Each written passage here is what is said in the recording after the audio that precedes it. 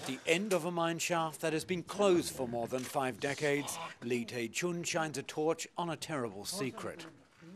The remains of more than 3,500 civilians executed for being suspected socialist or leftist sympathizers. This is just one of 160 known mass graves across South Korea, containing the remains of tens of thousands of massacred civilians. Sites that were off-limits during the country's 4 decades of right-wing authoritarian rule that followed the end of the Korean War in 1953. Mr. Lee knows his cousin is among the skeletons in this shaft. Everyone here knew that if anyone were taken to this mine in those days, they would be killed.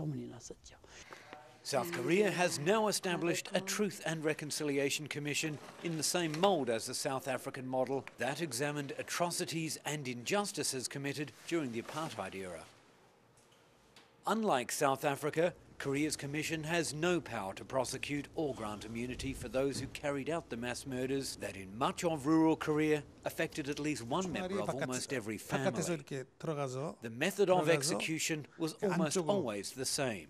The way the remains lie underground show that the victims must have knelt down with their hands tied behind them at the edge of a long ditch before being shot dead. The Truth and Reconciliation Commission warns Korea will not be able to move forward as a modern nation until it deals with one of its darkest secrets. It's not about finding out who did right or wrong. It's just not right to leave these bodies abandoned in the hills from a humanitarian perspective, whether they were right-wing or left-wing. Families of victims say their persecution continued long after the massacres. Being related to a murdered socialist meant remaining on secret police lists.